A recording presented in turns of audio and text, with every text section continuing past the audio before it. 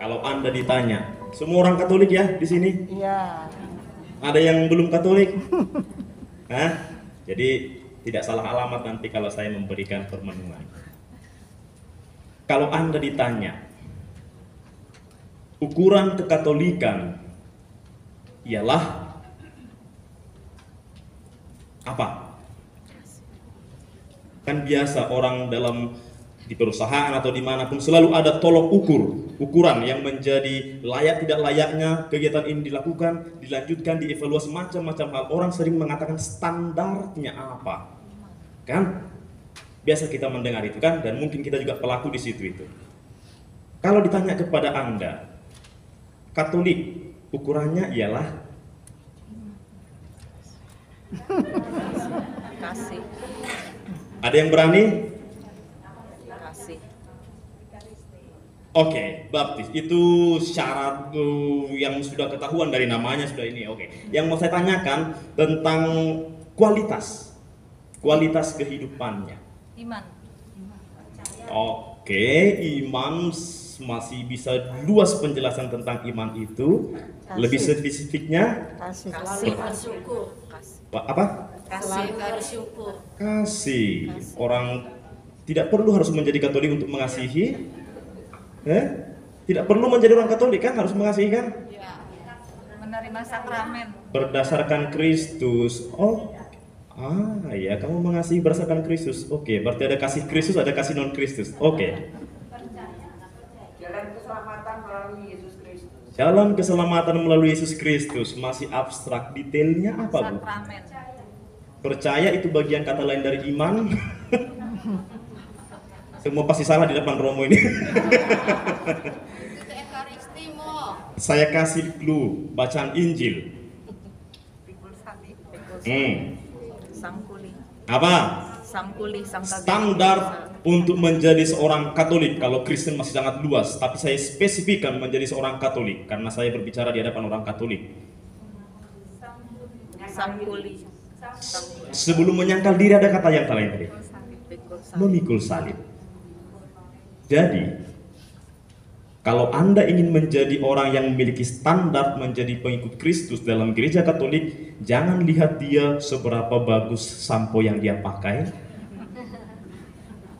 seberapa hebat dia berderma ke sekolah ABC, ke panti asuhan segala macam.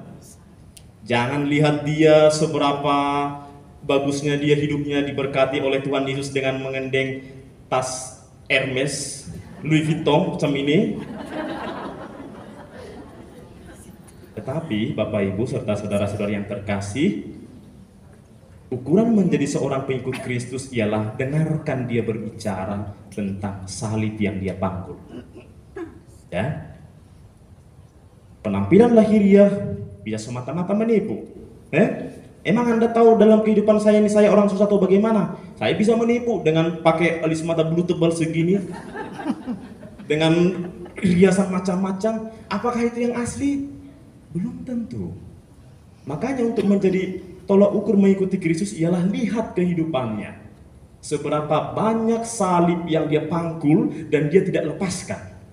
Ya, kalau Anda ditanya Bapak Ibu, khususnya para ibu di sini, berapa persen ukuran kebahagiaan Anda mendampingi suami dan anak-anak? Mungkin ada banyak persoalan ya dalam keluarga, lebih detail, lebih spesifik. Tetapi kenapa Anda mau bertahan dengan salib itu? Anda tidak mau disakiti suami, tidak mau disakiti anak-anak, dan tidak mau disakiti anak istri. Tapi itu terjadi dalam kehidupan kita, betul? Tetapi itu terjadi, itu yang disebut sebagai salib. Ya, salib ialah sesuatu yang kita tidak ingin terjadi, tapi terjadi dalam kehidupan kita, dan itu menyakitkan. Tetapi kita tidak mau melepaskannya, walaupun kita boleh melepaskannya. Bisa nggak? Sangat dunia, sangat logis mengatakan, tinggalkan aja penderitaanmu, sekarang kan zaman menikmati hidup. Media mengatakan, kalau Anda lihat TikTok, ibu-ibu macam-macam sekarang ini kan, macam-macam dibuatnya untuk diekspresikan ke sana, posting sini, happy. Dan seolah-olah itu menjadi standar kebahagiaan. Padahal itu dunia berpikir demikian. Kalau pakai kacamata dunia sangat top markotop, up to date, emak-emak zaman now. Tetapi kalau dikatakan untuk ukuran Kristiani, kekatolikan ialah kalau Anda ingin tahu menjadi seorang Katolik yang sejati, lihat hidupmu. Seberapa setia kita memanggul salib. Saya memang tidak mau disakiti, saya memang tidak mau. Aduh, saya dulu menikah itu supaya kehidupan saya bersama dengan suami setia, untung malang, sakit sehat, di waktu berduit tidak berduit, di waktu berambut tidak berambut. Tetapi yang terjadi tidak seperti yang dibayangkan, dijanjikan di hadapan altar. Dan Anda mau memanggul itu sampai kapan? Tidak tahu, dan Anda setia. Itu baru orang Katolik yang sejati. Tolok ukur untuk menjadi seorang pengikut Kristus ialah salib. Jadi kalau Anda ingin mengukur kekatolikan Anda, ukurlah seberapa setia dan seberapa besar salib yang selalu dipanggul begini. Seberapa besar jatuh, bangkit lagi. Ingat jalan salib ya. Berapa kali Tuhan Yesus jatuh, atau mungkin kita berkali-kali jatuh bangun begitu. Itulah standar menjadi seorang Katolik yang sejati. Bukan yang lain-lain. Yang lain-lain mungkin bisa kita langsung analisa dengan cepat. Tetapi untuk menjadi tolak ukur itu Yesus. Karena bukan Romo Petrus yang mengatakan loh ya. Tetapi siapa yang mengatakan itu? Tuhan Yesus loh ya. Jangan dibilang kata Romo Petrus begini begitu. No. Saya hanya menyampaikan dari sini nih. Barang siapa yang mau menjadi pengikutku, pikullah salibnya, sangkalah dirinya dan ikutlah aku. Barang siapa yang tidak memanggul salibnya, tidak menyangkal dirinya, ya tidak layak bagiku. Ia layak bagi dunia tapi tidak layak bagiku. Karena yang dia cari ialah menyelamatkan nyawanya. Barang siapa menyelamatkan nyawanya, ia akan kehilangan nyawanya. Tetapi barang siapa kehilangan nyawanya, memanggul salib itu karena aku, ia akan memperolehnya. Itu iman. Ya. Jadi kalau Anda ditanya apa itu iman? Iman ialah saya tidak tahu apa yang saya panggul ini sekarang. Kenapa saya bodoh dalam kacamata dunia? Saya mau aja berjalan dengan salib macam ini. Tapi saya percaya dari situ jalan keselamatan muncul. Oh, kamu yakin? Iya yakin karena saya pengikut Kristus. Oh, emang Kristus memanggul salib? Jangan tanya. Salib yang dipanggil Kristus itu siapa? Dosa-dosa kita semua. Jadi kalau kita lihat, pertama-tama kalau kita baca kitab suci ini, salib yang disebut Tuhan Yesus dalam bacaan Injil bukan pertama-tama salib dalam artian konotasi, tetapi kalau kita lihat konteksnya, salib dalam zaman Yesus itu ialah suatu hukuman yang diberikan oleh orang Romawi ya. Bahwa salib kalau kita lihat dalam surat Rasul Paulus atau ya dalam jalan salib ya, dikatakan salib merupakan suatu bentuk penghinaan yang diberikan kepada orang-orang yang melanggar hukum negara waktu itu. Salib merupakan hukuman yang paling keji, paling hina, kan begitu kan? Jadi ketika dikatakan Tuhan Yesus barang siapa memanggul salibnya, dia akan dihukum. Tuhan Yesus mengatakan saya juga akan dihukum. Buktinya dia disalib. Menyangkal diri. Tuhan, Bapa, seandainya mungkin, lanjutkan. Apa yang doa Tuhan Yesus ketika dia di Taman Getsemani? Ambillah cawan ini daripadaku. Kalau mungkin piala ini berlalu daripadaku, berlalulah. Tetapi bukan karena kehendakku, melainkan karena kehendakmu lah. Itu yang membuat ajaran Yesus tidak dikenal dunia. Itu yang membuat ajaran Tuhan Yesus tidak laku di mata dunia, karena mencoba menyangkal dunia, kesenangan-kesenangan dunia. Karena kan prinsip dunia senggol pacok. Kamu disenggol pacok. Kan begitu kan? Di dunia kan orang salah sedikit langsung senggol. Mata lu di mana? Itu dunia. Tetapi orang Katolik mengatakan sangkal diri. 2 hari yang lalu saya tertarik dengan komentar Romo siapa aku lupa namanya. Mungkin Anda pernah mengikuti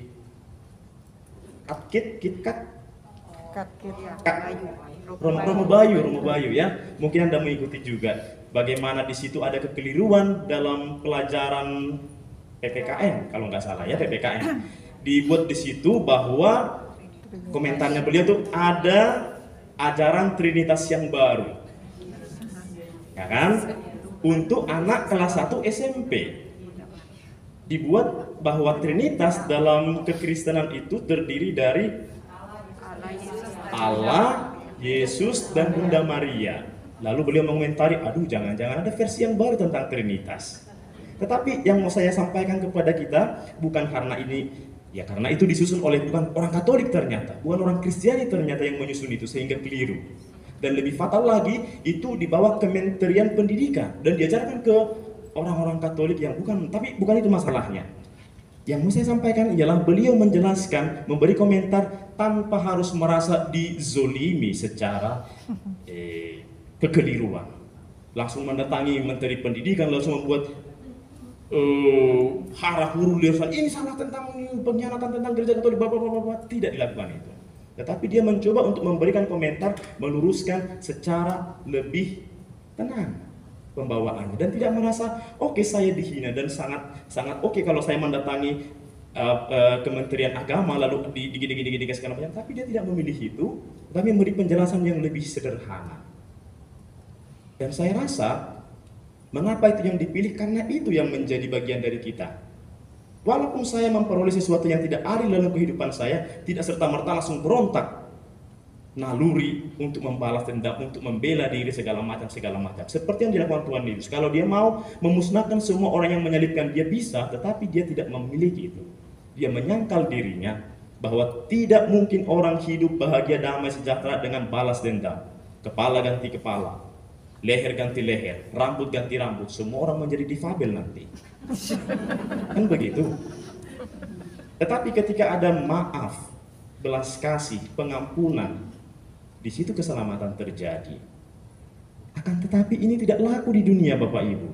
Itu sebabnya, coba Anda perhatikan di media-media sosial, apa yang dilakukan selebgram kah, artis kah, segala macam, apa yang disebut pamer kekayaan, pamer kemampuan, senggol bacok, begini-begini, dan lumrah. Dan orang melihat, lihat begini, gini. Bahayanya media mewartakan itu karena itu yang laku. Coba buat perbandingan, seberapa persen orang mewartakan tentang Kristus, pengampunan, damai sejahtera, berapa persen? Karena nggak laku di mata dunia, nggak trending topik.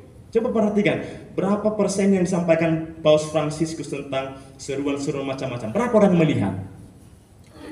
Paling cuma puluhan ribu. Tapi sebaliknya, kalau yang lain itu melihat itu laku banget, karena dunia mewartakan itu. Tetapi Anda sebagai seorang Katolik, sebagai seorang pengikut Kristus, yakinkan dalam dirimu, tolak ukur saya menjadi seorang Katolik ialah salib, dan siap-siap mau disalib. Dan jangan pernah melepaskan salibmu itu.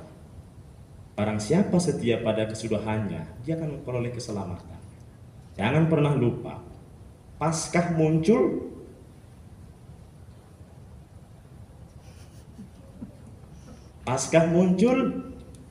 haleluya muncul setelah ada Jumat Agung.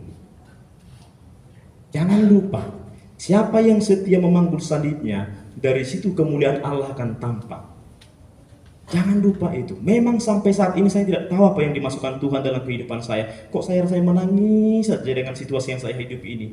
Gak ada seperti kemuliaan yang saya hadapi, seolah menangis saja. Berat sekali kehidupan saya dalam keluarga ini, berat dalam ruangan kerja segala macam itu. Tetapi setialah. Mungkin saat ini saya tidak bisa memberikan penjelasan apa yang dimaksudkan Allah dalam kehidupan saya sampai saat ini, tetapi saya percaya Dia dengan salib yang dia munculkan itu akan menunjukkan kemuliaannya melalui saya. Oleh karena itu, hidupmu akan menjadi kesaksian tentang kemuliaan Allah. Orang dikatakan bersaksi tentang kebaikan Allah karena dia tidak ada berhasil dunia mengalahkan salib selama masih di dunia. Berhasil nanti ketika rest in peace, RIP. Tapi selama masih di dunia belum ada yang berhasil. Tetapi yang mau dikatakan, ketika orang bersaksi tentang kekristenan, kekatolikan kehidupannya, jangan lupa yang disaksikan ialah bagaimana salib itu diubah menjadi keselamatan. Jangan disaksikan saya berhasil begini. Itu bukan Katolik. Katolik ialah salib sebagai jalan keselamatan. Kalau kita mengenakan salib, jangankan itu menjadi hanya tanda simbolik biasa, hanya sekedar tambahan Jesus inside. Kan ada kan seperti itu kan? Jesus inside macam-macam di situ. Tapi jadikan itu sebagai kesaksian kehidupan kita. Saya berani mengenakan salib. Saya berani bersaksi tentang Kristus karena saya lah yang menjadi saksi Kristus itu.